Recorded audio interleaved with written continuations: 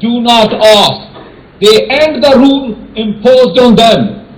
And Six for Justice is going to balkanize India to liberate Punjab from the Indian occupation.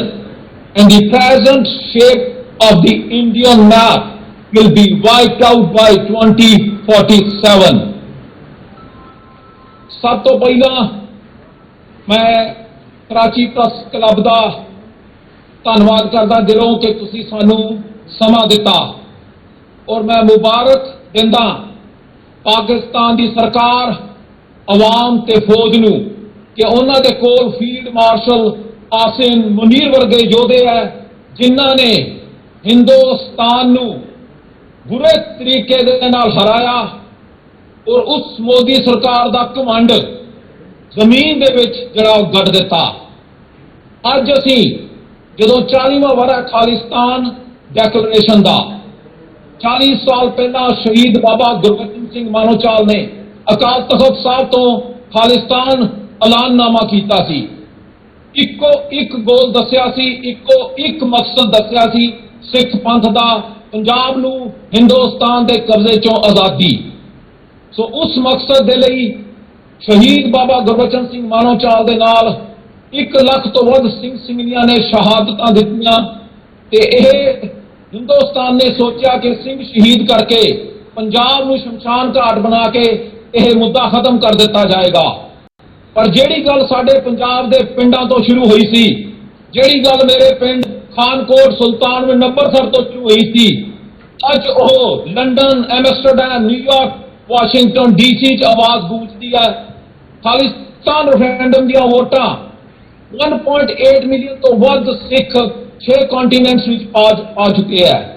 ਅੱਜ ਅਸੀਂ 29 ਅਪ੍ਰੈਲ ਨੂੰ 40ਵੇਂ ਵਰ੍ਹੇ ਤੇ ਐਲਾਨ ਕਰਦੇ ਹਾਂ ਕਿ ਹਿੰਦੁਸਤਾਨ ਦੇ ਹਰ ਸਟੇਟ ਦੇ ਵਿੱਚ Kashmir to Kanyakumari Khalistan referendum voter registration ਸ਼ੁਰੂ ਕੀਤੀ ਜਾ ਰਹੀ ਹੈ ਔਰ ਇਹ ਫਾਰਮ ਜਿਹੜੇ ਹੈ ਖਾਲਿਸਤਾਨ ਰੈਫਰੈਂਡਮ ਵੋਟਰ ਦੇ ਉਹ ਗੁਰਦੁਆਰਾ ਸਾਹਿਬ ਦੇ ਵਿੱਚ ਮਿਲਣਗੇ।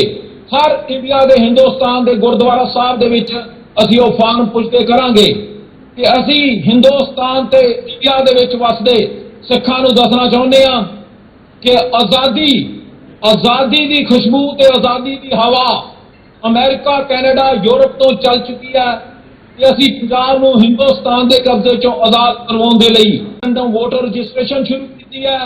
ਇਦਾਂ ਹੀ ਖਾਲਿਸਤਾਨ ਰੈਫਰੈਂਡਮ ਦੀਆਂ ਵੋਟਾਂ ਹਿੰਦੁਸਤਾਨ ਇੰਡੀਆ ਦੇ ਵਿੱਚ ਪਾਵਾਂਗੇ।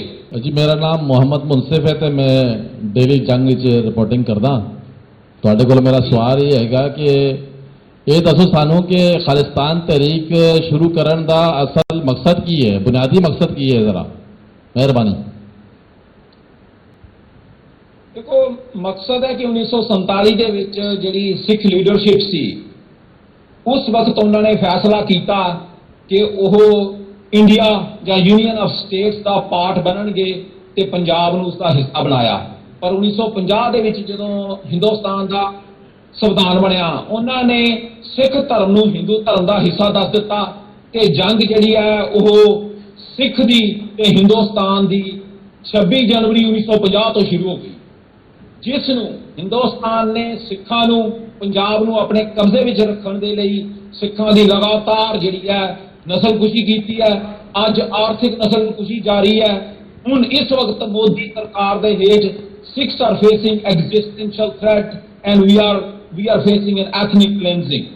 ਸੋ ਜੈਨੋਸਾਈਡ ਤੋਂ ਆਰਥਿਕ ਨਸਲਕੁਸ਼ੀ ਤੱਕ ਜਿਹੜੀ ਹੈ ਉਹ ਸਿੱਖ ਪੰਥ ਦੀ ਹੋ ਰਹੀ ਹੈ ਤੇ ਇਸ ਦਾ ਹੱਲ ਜਿਹੜਾ ਹੈ ਉਹ ਸਿਰਫ ਪੰਜਾਬ ਦੀ ਹਿੰਦੁਸਤਾਨ ਤੋਂ ਆਜ਼ਾਦੀ ਤੇ ਇੱਕ ਅਲੱਗ ਮੁਲਕ ਖਾਲਿਸਤਾਨ है। अच्छा ये बताइएगा कि आपकी जो खालिस्तान तहरीक जो है वो भारत के अंदर चल रही है और इस तहरीक के दौरान जो है वो दुनिया भर के अंदर भारत की जानिब से आपके रहनुमाओं पर जो है वो हमले भी किए गए, लेकिन इस वक्त जो मौजूदा सूरत हाल है उसके अंदर डोनाल्ड ट्रंप जो कि अमरीकी सदर है उनका मोदी के साथ जो है वो ताल्लुकात इस वक्त बेहतर नहीं है। तो आप इस पूरे मामले को जो है वो अपनी इस तहरीक को परवान चढ़ाने के लिए, आगे पहुँचाने के लिए कुछ कहेंगे कि वो आपकी वो मदद करे? अमरीकी जो सदर है और उनकी जो गवर्नमेंट है इंडिया के अंदर, आपका जो एक मोटिव है कि आप पंजाब को अलग करना चाहते हैं और अपना एक आज़ाद रियासत बनाना चाहते हैं, तो इस हवाले से कोई आप अमरीकी सदर से कोई मदद हासिल करेंगे? देखो जी ਜਿਹੜੀ ਆਜ਼ਾਦੀ ਦੀ ਜੰਗ ਹੈ ਉਹ ਅਸੀਂ ਗੁਰੂ ਨਾਨਕ ਸਾਹਿਬ ਦੇ ਜਨਮ ਸਥਾਨ ਤੋਂ ਅਰਦਾਸ ਕਰਕੇ ਤੇ ਅੱਲਾ ਦਾ ਨਾਮ ਲੈ ਕੇ ਸ਼ੁਰੂ ਕੀਤੀ ਹੋਈ ਹੈ। ਉਸ ਤੋਂ ਵੱਡੀ ਤਾਕਤ ਜਿਹੜੀ ਹੈ ਉਹ ਕੋਈ ਨਹੀਂ ਹੈ, ਚਾਹੇ ਉਹ ਅਮਰੀਕਾ ਦਾ ਸਦਰ ਹੋਵੇ, ਪ੍ਰੈਜ਼ੀਡੈਂਟ ਹੋਵੇ ਜਾਂ ਕਿਸੇ ਵੀ ਕੰਟਰੀ ਦਾ ਹੋਵੇ। ਪਰ ਜਦੋਂ ਰਾਜਨੀਤਿਕ ਜਦੋਂ ਗੱਲਾਂ ਚੱਲਦੀਆਂ ਔਰ ਲੌਬੀ ਚੱਲਦੀ ਹੈ, ਹਿੰਦੁਸਤਾਨ ਦੀ ਸਰਕਾਰ, ਮੋਦੀ ਦੀ ਸਰਕਾਰ ਬਾਹਰ ਦੇ ਮੁਲਕਾਂ ਦੇ ਵਿੱਚ ਆ ਕੇ, ਸਾਡਾ ਸ਼ਹੀਦ ਹਰਦੀਪ ਸਿੰਘ ਨਿੱਜਰ ਉਹਨਾਂ ਨੇ ਕੈਨੇਡਾ ਦੇ ਵਿੱਚ ਸ਼ਹੀਦ ਕੀਤਾ ਹੈ। ਸਾਡੇ ਯੂਕੇ ਤੇ ਯੂਰਪ ਦੇ ਜਿਹੜੇ ਖਾਲਿਸਤਾਨ ਰੈਫਰੈਂਡਮ ਦੇ ਆਰਗੇਨਾਈਜ਼ਰ ਹੈ ਮੁੱਖ ਭਾਈ ਪਰਮਜੀਤ ਸਿੰਘ ਪੰਮਾ, ਉਹਨਾਂ ਨੂੰ ਯੂਕੇ ਦੇ ਵਿੱਚ, ਲੰਡਨ ਦੇ ਵਿੱਚ ਮਾਰਨ ਦੀ ਕੋਸ਼ਿਸ਼ ਕੀਤੀ ਹੈ। ਸੋ ਅਸੀਂ ਹਿੰਦੁਸਤਾਨ ਦੀ ਜਿਹੜੀ ਗੋਲੀ ਹੈ, ਜਿਹੜੀ ਉਹ ਪਿਛਲੇ ਪੰਜਾਬ ਦੇ ਵਿੱਚ ਉਹਨਾਂ ਨੇ ਸ਼ਮਸ਼ਾਨ ਘਾਟ ਬਣਾਇਆ, ਅਸੀਂ ਉਹਨਾਂ ਦੀ ਗੋਲੀ ਤੋਂ ਨਹੀਂ ਡਰਦੇ, ਕਿਉਂਕਿ ਅਸੀਂ ਇਹ ਸੀ, ਸਾਡੀ ਮਰਨ ਦੀ ਤਾਰੀਖ ਮੱਥੇ ਤੇ ਲਿਖੀ ਹੋਈ ਸੀ। ਸੋ ਇੰਡੀਆ ਔਰ ਹਿੰਦੁਸਤਾਨ ਤੇ ਮੋਦੀ ਦੀ ਸਰਕਾਰ ਇਹ ਭੁੱਲ ਗਈ ਕਿ ਜਿਹੜੀ ਸਿੱਖ ਕੌਮ ਹੈ, ਜਿੰਨੀ ਦੇਰ ਤੱਕ ਉਹ ਪੰਜਾਬ ਦੇ ਕਬਜ਼ੇ ਚੋਂ ਆਜ਼ਾਦ ਨਹੀਂ ਕਰਵਾਉਂਦੀ, ਉਨੀ देर तक वो जदोजहद जारी रखेगी। सरदार साहब, मेरा नाम नवाब अली शाह है और मैं पीटीवी न्यूज़ का रिपोर्टर हूँ। ये बताएं कि ये जिस तहरीक को आप लीड कर रहे हैं, ज़ाहिरी तौर पे तो ये बहुत एक मुश्किल मामला लगता है। आप इस मामले में क्या किसी हथियारबंद जिदोजहद का इरादा रखते हैं, या अगर इस तरह का कुछ है तो आप किस बुनियाद पे कहते हैं? क्योंकि हिंदुस्तान एक एटमी मुल्क है, पाकिस्तान के साथ भी वो वक्तन फ़वक्तन शरारतें करता रहता है, ये भी एक जो है वो ओपन बात है, सब लोग इस बात को जानते हैं। तो आपकी तहरीक के मुकाबले में जिनसे आपने तहरीक लेनी है वो तो एक बड़ी स्ट्रांग हुकूमत है, स्ट्रांग मईशत भी है, तो ये किस तरह एक तो पॉसिबल है? और आप मेरी वो बात जो मैंने आपसे कहा कि आप इस पर क्या हथियारबंद जदोजहद का इरादा रखते हैं, ये क्लियर कर दें प्लीज़। देखो, ਜਿਹੜੀ ਤੁਸੀਂ ਕਹਿ ਰਹੇ ਜੀ ਹਕੂਮਤ ਬਹੁਤ ਵੱਡੀ ਹੈ, ਪਾਕਿਸਤਾਨ ਦੇ ਨਾਲ ਉਹ 4 ਘੰਟੇ ਜੰਗ ਨਹੀਂ ਕਰ ਸਕੇ ਤੇ ਪ੍ਰੈਜ਼ੀਡੈਂਟ ਟਰੰਪ ਦੇ ਮੁਤਾਬਕ ਘੱਟੋ ਘੱਟ 10 ਜਹਾਜ਼ ਉਹਨਾਂ ਦੇ ਤਬਾਹ ਹੋਏ ਆ। ਸੋ ਇਹ ਪੇਪਰ ਟਾਈਗਰਸ ਹੁੰਦੇ ਆ ਜਿਹੜੇ ਕਿ ਹਿੰਦੁਸਤਾਨ ਨੂੰ ਤੁਸੀਂ ਪੇਪਰ ਟਾਈਗਰ ਕਹਿ ਸਕਦੇ ਹੋ। ਅਸੀਂ ਜਿਹੜੀ ਗੱਲ ਹੈ, ਅੱਜ ਜਿਹੜਾ ਸਾਡਾ ਹਥਿਆਰ ਹੈ, ਜਿਹੜਾ ਸਭ ਤੋਂ ਪੋਟੈਂਟ ਵੈਪਨ ਹੈ, ਦੁਨੀਆ ਦਾ ਖਤਰਨਾਕ ਹਥਿਆਰ ਹੈ, ਉਹ ਕਲਮ ਦਾ ਹਥਿਆਰ ਹੈ। ਜੰਗਾਂ ਗੋਲੀਆਂ ਦੇ ਨਾਲ ਲੜੀਆਂ ਜਾਂਦੀਆਂ ਤੇ ਜੇ ਜੰਗ ਦੀ ਜਿੱਤ ਹੁੰਦੀ ਹੈ ਤੇ ਉਹ ਕਲਮ ਦੇ ਨਾਲ ਲਿਖਿਆ ਜਾਂਦਾ ਵੀ ਕੌਣ ਜਿੱਤਿਆ। ਤੇ ਜੇ ਕਿਸੇ ਨੇ ਗੋਡੇ ਟੇਕਣੇ, ਜਿੱਦਾਂ ਹੁਣੇ ਮੋਦੀ ਸਰਕਾਰ ਨੇ ਪਾਕਿਸਤਾਨ ਤੇ ਫੀਲਡ ਮਾਰਸ਼ਲ ਆਸਿਮ ਮੁਨੀਰ ਦੇ ਸਾਹਮਣੇ ਗੋਡੇ ਟੇਕੇ ਆ ਤੇ ਉਹਨਾਂ ਨੇ ਅਮਰੀਕਾ ਦੀ ਸਰਕਾਰ ਨੂੰ ਕਿਹਾ ਕਿ ਜੰਗ ਰੁਪਾਈ ਹੈ। ਹਿੰਦੁਸਤਾਨ ਦੇ ਟੁਕੜੇ 9 ਹੋਣਗੇ। ਸਭ ਤੋਂ ਪਹਿਲਾਂ ਪੰਜਾਬ ਆਜ਼ਾਦ ਹੋਏਗਾ। ਪੰਜਾਬ ਦਾ ਜਿਹੜਾ ਰਸਤਾ ਹੈ ਉਹ ਕਸ਼ਮੀਰ ਦੀ ਆਜ਼ਾਦੀ ਨੂੰ ਜਾਂਦਾ ਹੈ ਤੇ ਉਸ ਤੋਂ ਬਾਅਦ 7 ਸਟੇਟਸ ਨੂੰ ਜਾਂਦਾ ਹੈ। ਤੁਸੀਂ ਗੱਲ ਕਹੀ ਹੈ ਕਿ ਹਥਿਆਰਬੰਦ ਸੰਘਰਸ਼ ਅਸੀਂ 1990 ਦੇ ਵਿੱਚ ਲੜਿਆ ਔਰ ਖੁੱਲ੍ਹੇਆਮ ਲੜਿਆ ਔਰ ਇਹੋ ਜਿਹਾ ਲੜਿਆ ਕਿ ਜਿਸ ਇੰਦਰਾ ਗਾਂਧੀ ਨੇ ਸਾਡੇ ਦਰਬਾਰ ਸਾਹਿਬ ਤੇ ਹਮਲਾ ਕੀਤਾ ਸੀ ਉਸ ਨੂੰ ਮਾਰ ਮੁਕਾਇਆ। ਸਿੰਘਾਂ ਨੇ ਖਾਲਸਾਈ ਜਿਹੜਾ ਉਹਦੇ ਤੋਂ ਇਨਸਾਫ ਲਿਆ। ਜਿਹੜਾ ਜਨਰਲ ਸੀ ਉਹਨਾਂ ਦੀ ਆਰਮੀ ਦਾ ਵੈਦਿਆ, ਉਹਨੂੰ ਮਾਰ ਮੁਕਾਇਆ। ਸਿੱਖਾਂ ਨੇ ਖਾਲਿਸਤਾਨ ਦੇ ਲਈ ਸੰਘਰਸ਼ ਹਥਿਆਰਬੰਦ ਲੜਿਆ। ਜੇ ਅੱਜ ਫੇਰ ਹਿੰਦੁਸਤਾਨ ਦੀ ਹਕੂਮਤ ਜਿਵੇਂ ਬਾਹਰ ਦੇ ਮੁਲਕਾਂ 'ਚ ਆ ਕੇ ਮਾਰਨ ਦੀ ਕੋਸ਼ਿਸ਼ ਕਰਦੀ ਪਈ ਹੈ ਤਾਂ ਇੱਕ ਗੱਲ ਅਸੀਂ ਉਹਨਾਂ ਨੂੰ ਦੱਸਣਾ ਚਾਹੁੰਦੇ ਹਾਂ ਕਿ ਉਹਨਾਂ ਨੇ ਸਾਡਾ ਭਾਈ ਹਰਦੀਪ ਸਿੰਘ ਨਿੱਜਰ ਸ਼ਹੀਦ ਕੀਤਾ। ਜੇ ਅਗਲੀ ਗੋਲੀ ਚੱਲੀ ਤੇ ਹਿੰਦੁਸਤਾਨ ਦੀ ਹਕੂਮਤ ਨੂੰ ਮੈਂ ਦੱਸਣਾ ਚਾਹੁੰਦਾ, ਗੋਲੀ ਦਾ ਜਵਾਬ ਗੋਲੀ ਦੇ ਨਾਲ ਦਿੱਤਾ ਜਾਏਗਾ। ਦੂਜੇ ਪਾਸੇ ਕਲਮ ਦਾ ਹਥਿਆਰ ਜਿਹੜਾ ਉਹਦੇ ਨਾਲ ਖਾਲਿਸਤਾਨ ਰੈਫਰੈਂਡਮ ਕਰਾ ਕੇ ਪੰਜਾਬ ਨੂੰ ਭਾਰਤ ਦੇ ਕਬਜ਼ੇ 'ਚੋਂ ਆਜ਼ਾਦ ਕਰਵਾਇਆ ਜਾਏਗਾ।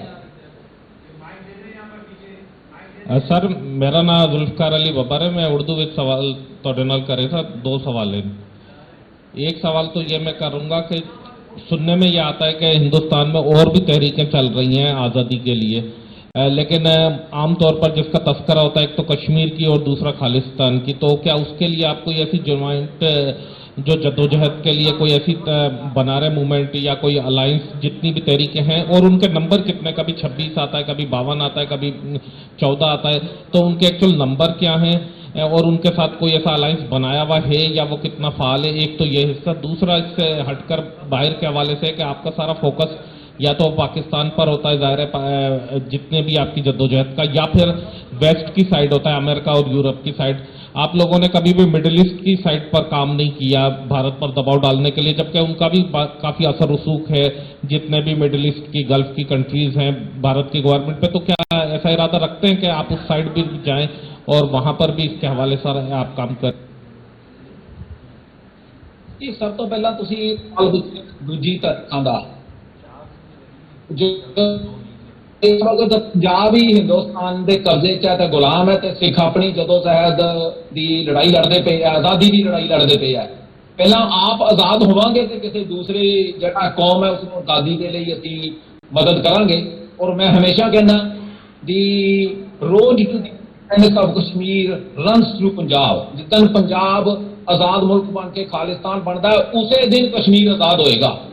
ਔਰ ਉਸ ਤੋਂ ਬਾਅਦ ਜਿਹੜੀਆਂ ਪੰਜਾਬ ਦੇ ਖਾਲਿਸਤਾਨ ਜਿਹੜਾ ਹੈ ਉਹ ਜਿੰਨੀਆਂ ਤਾਰੀਖਾਂ ਚੱਲਦੀਆਂ ਪਈਆਂ ਹਿੰਦੁਸਤਾਨ 'ਚ, ਜੋ ਵੀ ਕੋਈ ਆਜ਼ਾਦ ਹੋਣਾ ਚਾਹੁੰਦਾ ਹੈ, ਔਰ ਮੈਂ ਉਹਨਾਂ ਨੂੰ ਪਹਿਲਾਂ ਵੀ ਕਹਿ ਚੁੱਕਾ ਜਿਹੜੇ ਹਿੰਦੁਸਤਾਨ ਦੇ 250 ਮਿਲੀਅਨ ਮੁਸਲਮਾਨ ਸਾਡੇ ਭੈਣ ਭਰਾ ਵਸਦੇ ਆ ਕਿ ਤੁਸੀਂ ਆਪਣਾ ਹਿੱਸਾ ਹਿੰਦੁਸਤਾਨ ਤੋਂ ਲਓ ਤੇ ਇੱਕ ਕੁਰਦਿਸਤਾਨ ਮੁਲਕ ਜਿਹੜਾ ਹੈ ਉਹ ਬਣਾਓ।